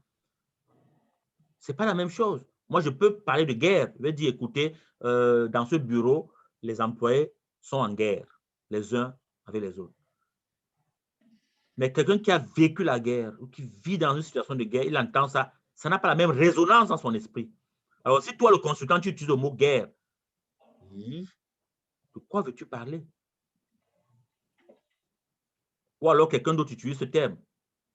Est-ce que ça renvoie? C'est pour ça que nous devons toujours questionner pour valider. Quand tu ne comprends pas un concept, tu demandes, est-ce que si j'ai bien compris, ce que vous voulez dire, c'est ça, est-ce que c'est bien ça? Est-ce que vous pouvez me clarifier? Vous pouvez voir que quand les gens clarifient leurs opinions, et à la fin, même souvent, il n'y a pas de grand problème. Hein? À la fin, il n'y a pas un grand problème. Parce que dès que juste mettre en évidence, ça permet de clarifier. Mais deuxième chose que ça permet aussi de faire lorsqu'on met en évidence les points de vue des gens, c'est que ça les valorise également. Ça valorise les gens. Lorsque Jacques dit quelque chose et qu'on dit, voilà ce que Jacques a dit, et on voit ça écrit au tableau, et les gens s'alignent derrière ce que tu as dit, ça te valorise. Et parce que chaque être humain a besoin, c'est un besoin humain. Personne ne va te dire que moi, ça ne me dit rien, je ne veux pas qu'on me valorise. Chaque être humain a besoin d'être valorisé. Parce que chaque être humain a de la valeur. Et voudrait être reconnu à sa valeur. Sixième point. Tu peux nous dire? La qualité du processus de production de la formulation est tout aussi importante que son contenu. Alors, c'est ici que se trouve l'expertise du consultant. Je vous ai dit, nous sommes experts du processus. Et la qualité du processus est aussi importante que la qualité du contenu même. Vous voyez, le travail du consultant, c'est le contenant et le contenu. Le consultant va avec les deux. Mais il est expert de quoi? Il y a le contenant, il y a le contenu. Il est expert de quoi? Du processus, du contenant, disons ça, du processus. Du processus. C'est le processus. En réalité, on vous paye pour le contenant.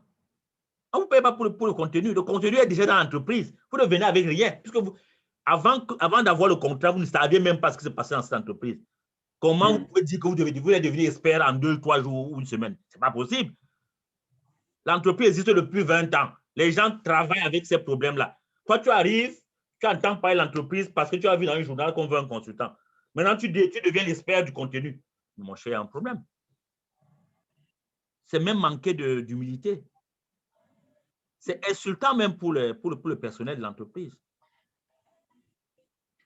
Mais le processus, oui, parce que vous êtes allé à l'école des consultants, eux, ils ne sont pas allés à l'école des consultants. Donc, vous avez votre valeur ajoutée. C'est là la valeur ajoutée. C'est que je sais comment on peut faire pour régler ce problème, mais je ne sais pas comment, je ne sais pas quoi mettre là-dedans. Donc, moi, je viens avec le comment et vous mettez le quoi. Ensemble, on va trouver la solution. C'est pour ça que tu vas jouer avec les questions, avec les observations, avec les diagnostics, avec les analyses, tout cela. C'est le travail, ce sont les mots que le consultant, ce sont les concepts que le consultant maîtrise. Outils, diagnostic, analyse, interprétation, rencontre, confrontation, écoute. Ça, c'est les mots qui reviennent toujours dans le travail du consultant parce que c'est les mots du processus.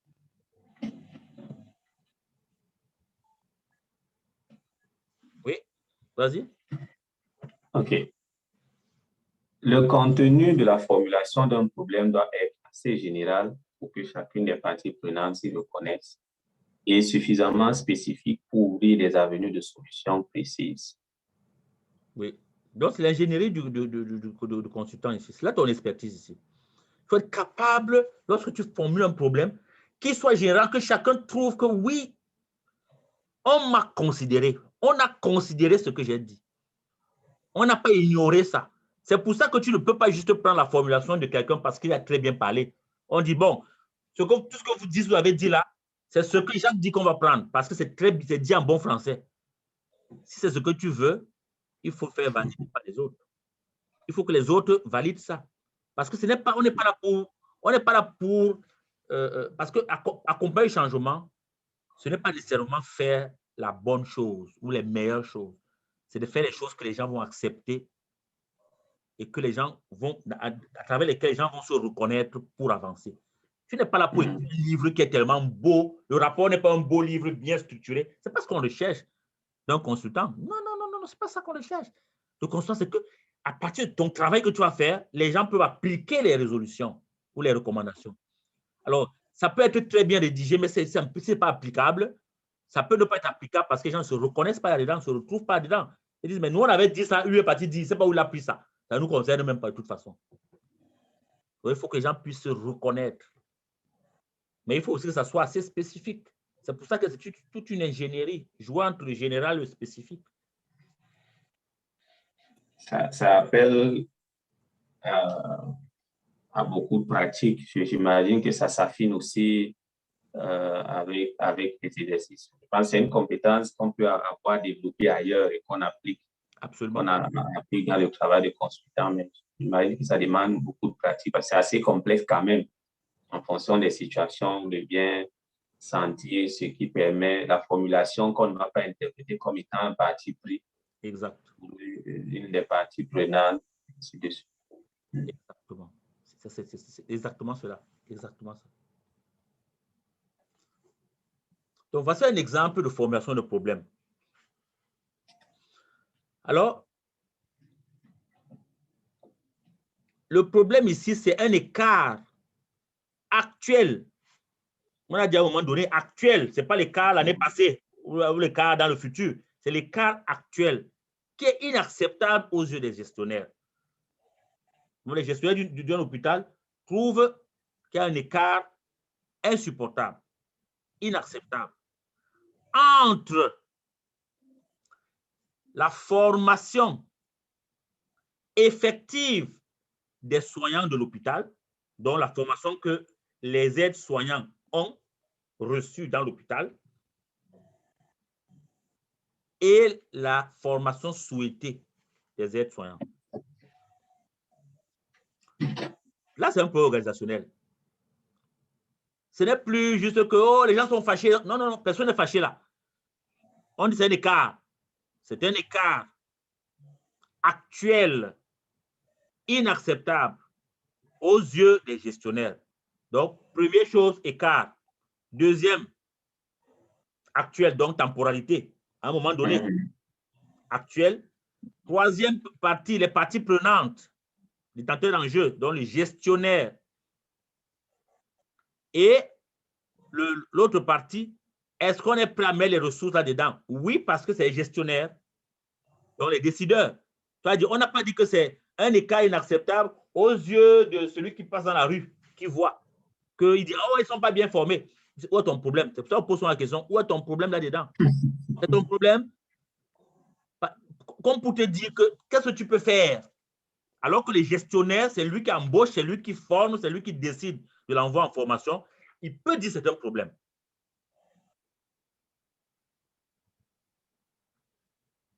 Et quand il dit que c'est un problème, il a les moyens d'adresser ce problème. il peut se trouver un moyen parce qu'il est le gestionnaire. Et celui qui gère, c'est celui qui gère pas seulement les personnels, mais gère aussi l'argent. C'est beau? Oui, c'est correct. Alors, on va aller rapidement. Est-ce qu'on continue, on termine ou bien on arrête là et on se donne notre rendez-vous? Je pense qu'on peut terminer. Terminons. Comme ça, on va terminer ça. Mm. La démarche de la résolution du problème. Donc, maintenant que on sait comment cerner un problème, on sait comment le formuler, on sait même comment le modéliser. Vous avez vu, la modélisation est là. Voilà, vous pouvez modéliser n'importe quoi. Pour savoir si c'est un problème, je vous suggère de modéliser ça, de faire cette modélisation.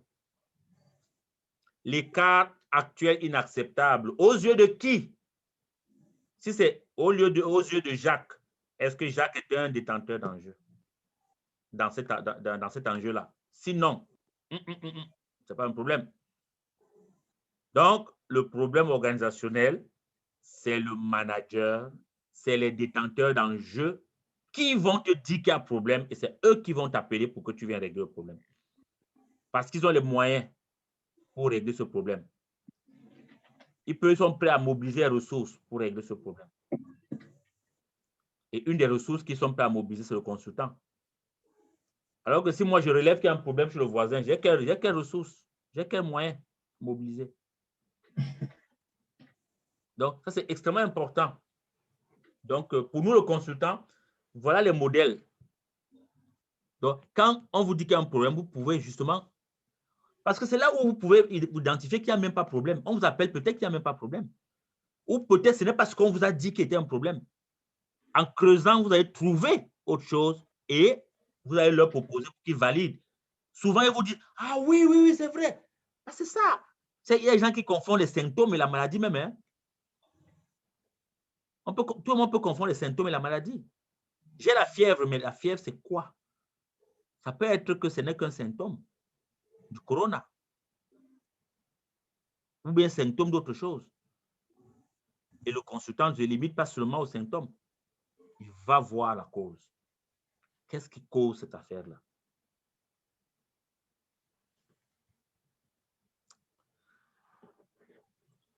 Alors, maintenant qu'on a terminé avec le deuxième, on va aborder le troisième élément qui est le dernier. Ça concerne la démarche proprement dite de résolution du problème. Elle est très simple, mais très efficace. Elle peut être adaptée en milieu organisationnel et même à tous les milieux. Évidemment, le milieu organisationnel, c'est partout. Hein? C'est pareil dans la famille, c'est pareil dans votre entreprise, c'est pareil partout. C'est une démarche. C'est un outil puissant qui est à la disposition des consultants. Voilà un outil puissant, la résolution de problèmes. Alors déjà, moi, je commence toujours par la définition. Je vous ai toujours dit, si vous voulez adresser une question, comprenez d'abord la question. Et pour bien comprendre, il faut définir. Et ne vous limitez pas seulement à la définition du dictionnaire français. Parce que c'est une définition trop générale. Allez comprendre ce que les spécialistes en disent. Ça vous permet d'avoir une définition plus précise. Définition du problème. Un problème est c'est une situation qui, pour être définie, doit être d'abord analysée. Donc, quand tu veux définir le problème, quand tu veux régler un problème ou résoudre un problème, tu dis situation satisfaisante. Analysons cette situation. La situation, c'est quoi? Les gens ne se saluent pas. Dans mon entreprise, les collègues ne se saluent plus. Il faut analyser la situation. Et quels sont les faits problématiques? Parce qu'ils ne se saluent plus, ils ne se parlent plus. OK, ils ne se saluent plus, ils ne se parlent plus. Et qu'est-ce qui est problématique? Ou le problème, s'ils ne se saluent pas et s'ils ne parlent plus. Ah, ils n'arrivent plus à travailler ensemble. Lors des réunions, les gens ne participent pas. Ah, oh, là, ça commence à devenir sérieux. C'est un fait problématique. Les gens arrivent en réunion, ne contribuent pas. Donc, ça veut dire que l'entreprise, ils privent l'entreprise de leur savoir. Donc, quand tu dois définir un problème, tu dois analyser la situation de départ, qu'on a appelée ici situation initiale, dans la situation A. Il faut analyser. Et il y a les outils d'analyse que vous avez également pour analyser. Donc, ce que je suis en train de faire, c'est le questionnement. Mais il y a tellement d'outils pour analyser une situation. C'est pour ça qu'un consultant qui fait bien son travail, ça se sait. Tu vois, un de mes mentors qui est pour moi c'est un modèle à moi, c'est l'un des fondateurs de la PNL, la programmation neurolinguistique. Il s'appelle Robert Dills. Je crois que je dois avoir un de lui. Voici un livre de Robert Dills que j'ai sous la main. Il a écrit beaucoup de livres. Voici un livre de Robert Dills. Modélisé avec la PNL. Voyage au cœur des comportements et pratiques efficaces en entreprise. Donc, c'est d'une richesse. Robert Dills, c'est quelqu'un qui a modélisé les comportements humains, les pratiques efficaces, etc. Et il parle de l'analyse, des outils d'analyse d'une situation. Et dans les outils d'analyse d'une situation, vous avez le diagnostic, c'est un outil d'analyse, hein, parce que c'est le diagnostic qui te permet de questionner, de poser la bonne question pour comprendre. Parce que l'analyse, c'est démêler. Analyser, c'est démêler. Démêler. Les choses parfois sont mélangées, tu démêles, tu analyses, tu décortiques. Mais pour analyser, il faut d'abord avoir le portrait. Donc, tu écoutes les gens, tu questionnes, tu identifies ce qui est problématique. Et comment tu fais pour identifier les faits problématiques? Quel outil que tu vas utiliser pour identifier les faits problématiques, Jacques?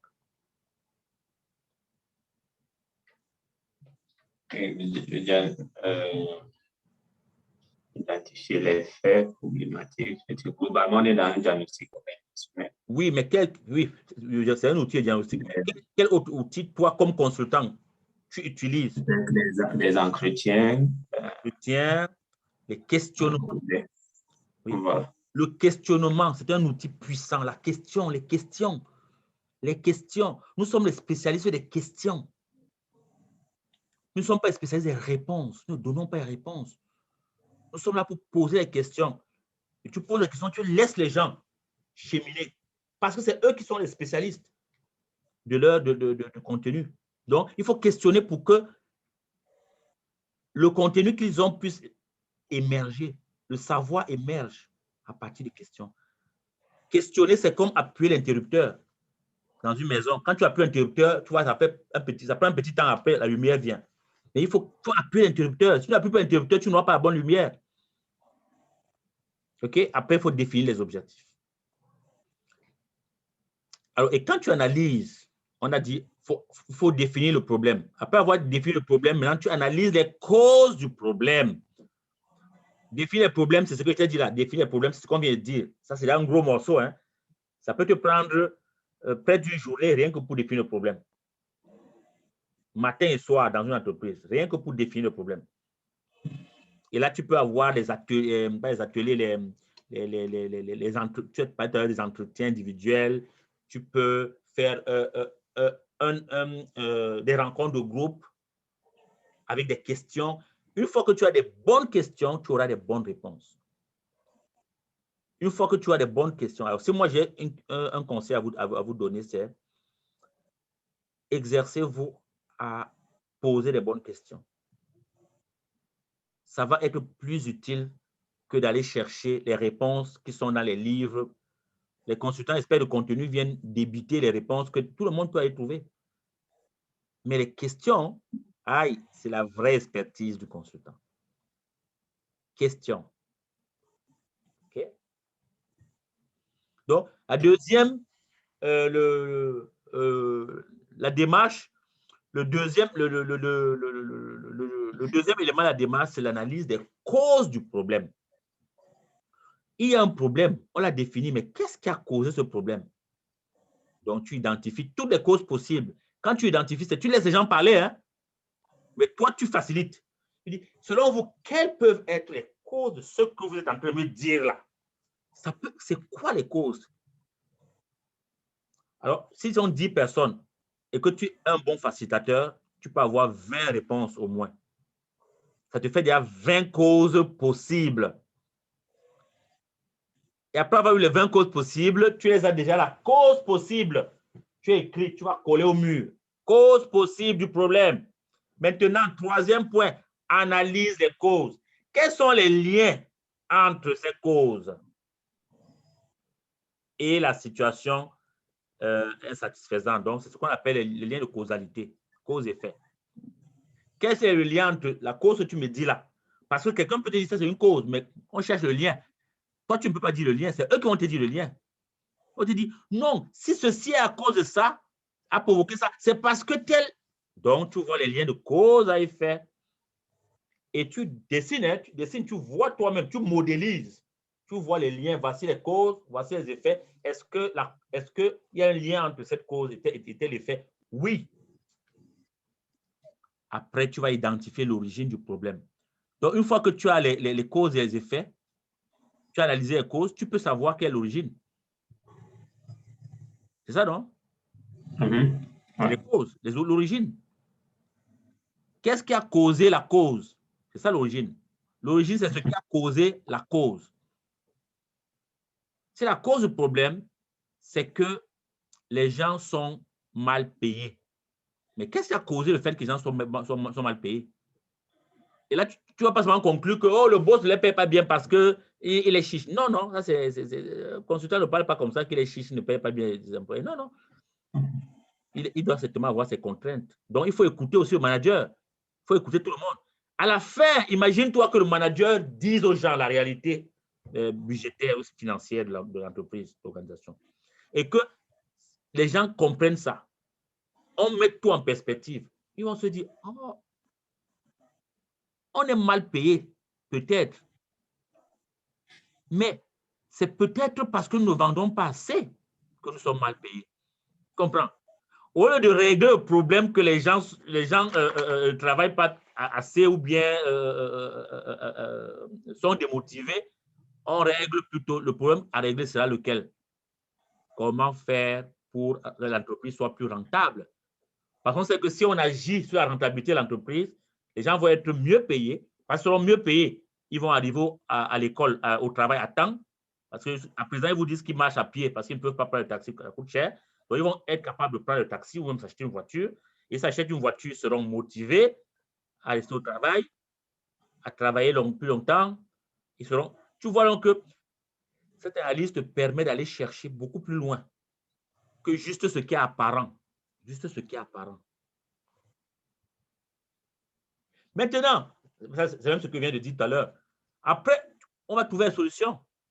Oui, on a vu l'origine, la cause, oui. Mais comment on fait pour régler ce problème? Parce que n'oublie pas, Jacques, on veut arriver à l'étape B, c'est ça, non? Oui. La situation, on veut une situation satisfaisante. Donc, c'est quoi la situation satisfaisante? Tu vas leur demander, qu'est-ce qui, dans le monde idéal, si vous aviez entre vos mains tous les pouvoirs et que c'est vous qui étiez le décideur, qu'est-ce que vous décideriez? Chacun va te dire. Et ça, parfois, tu peux leur faire ça en bulletin secret pour qu'ils ne soient pas influencés par les autres. Ils écrivent et ils vont coller. Ils écrivent, ils vont coller au mur. Ils vont coller au mur. Après, tu vas faire, oh, tu vois tout ça. Tu dis, ah, maintenant, de toutes les solutions que vous proposez, quelle est la meilleure solution en fonction de nos contraintes, de notre réalité financière? Parce que ce ne sont pas les enfants là. Ils savent. Une entreprise qui fait un chiffre d'affaires de 5 millions annuel, qui a 5 employés, chaque employé ne peut pas dire que je veux qu'on me paye 500 000.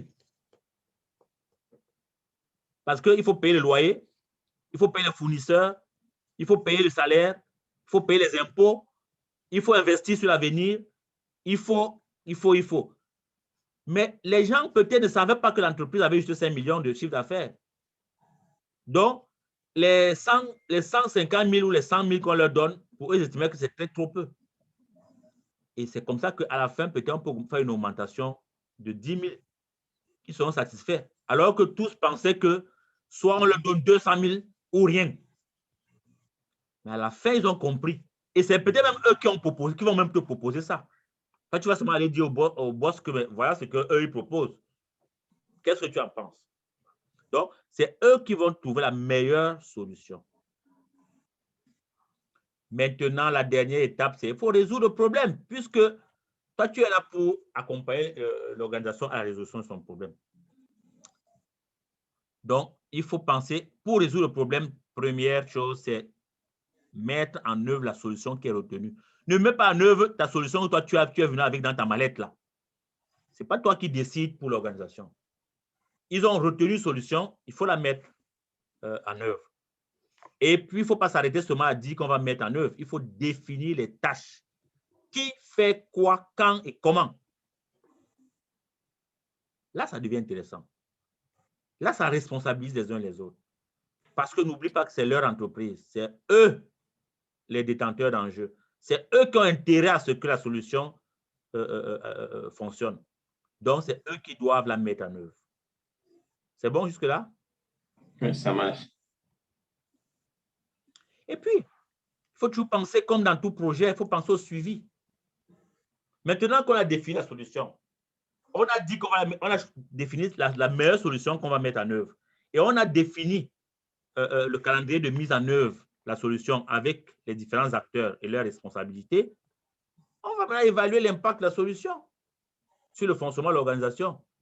C'est là où le consultant va dire, je recommanderais une autre mission dans 6 mois pour évaluer la mise en œuvre des décisions prises par l'équipe. Tu vois comment ça te garantit ton travail? Dans 6 mois, on va encore t'appeler pour que tu viennes évaluer ça. Il faut toujours prévoir la prochaine étape. Toujours. Parce que l'organisation ne peut pas s'évaluer elle-même. Oui, ils vont évaluer. Ils vont dire, oh, c'est vrai, les gens maintenant sont beaucoup plus dégagés. Oui, le boss maintenant est moins coincé. Oui, maintenant les gens parlent mieux. Oui, les réunions. Tu vas maintenant voir l'impact. Ça sont les effets. Là, tu vas voir l'impact. Parce qu'il faut qu'il y ait un impact. L'impact n'est pas juste que les gens sont bien, etc. Est-ce qu'il y a un impact social, un impact financier dans l'organisation à partir de ces décisions qui ont été prises? OK? Donc, voilà, voilà ce que ce qu'on pouvait dire concernant ce module très important qui porte sur la formulation et la démarche de résolution du problème organisationnel. Donc, est-ce que tu as des questions? Comme ça, on pourra répondre rapidement avant d'arrêter la séance. Bon, je ne dirais pas vraiment une question parce qu'on a abordé les points sur déjà mes attentes. Sur les outils, je pense qu'on a évoqué, mais je me rends compte qu'il y a un besoin aussi d'acquérir des ouvrages qui peuvent permettre aussi de renforcer sa boîte à outils. Mais bon, là, donc, ces commentaires, j'ai sur la démarche de résolution de problème et l'aspect pratique. Il est important d'avoir des outils pour l'analyse des problèmes, mais que les questionnements est extrêmement important, donc ce qui peut permettre de collecter les perceptions des parties prenantes, donc des entretiens individuels ou collectifs, donc en fonction du contexte. Pour la définition du problème, c'est extrêmement important pour l'analyse des causes, l'identification des causes, et même pour les solutions. On a besoin des outils qui impliquent le brainstorming, permettre aux gens de parler, ou si on perçoit que ça peut être difficile de collectivement identifier, ressortir tous les problèmes, peut-être choisir ça, associer ça ou être uniquement dans les entretiens individuels pour permettre à chacune des parties prenantes de s'exprimer librement. Et aussi qu'on peut, pour approfondir la compréhension, par exemple, des causes du problème, on peut essayer de trouver d'autres outils qui permettent cela. J'ai pensé là spontanément, mais je vais fouiller encore plus avec les 5 pourquoi pour aller chercher la cause de la cause, pour prendre ce que vous venez de dire tout à l'heure.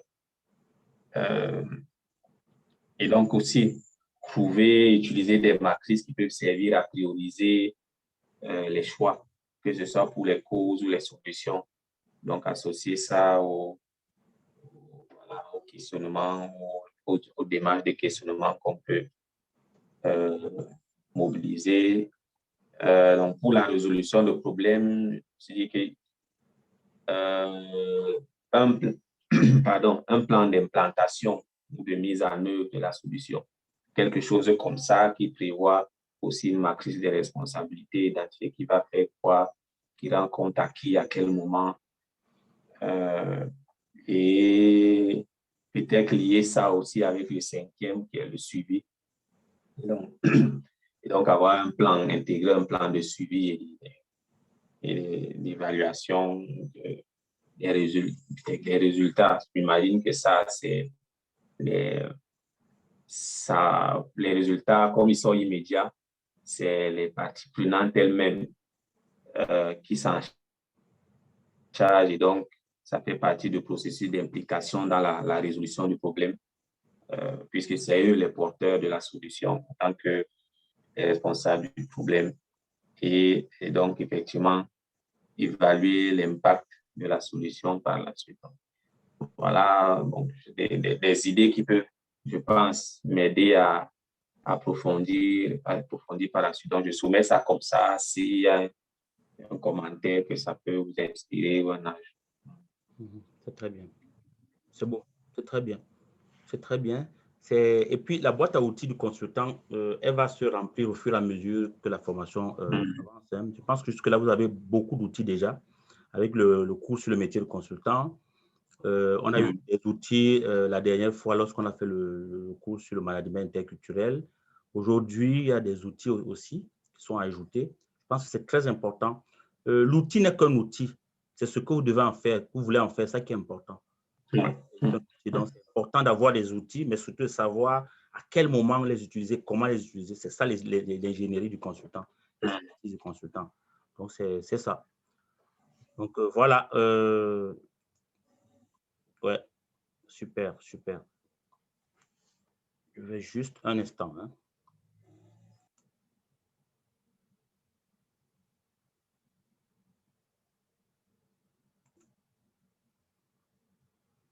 Ok, merci. Parfait.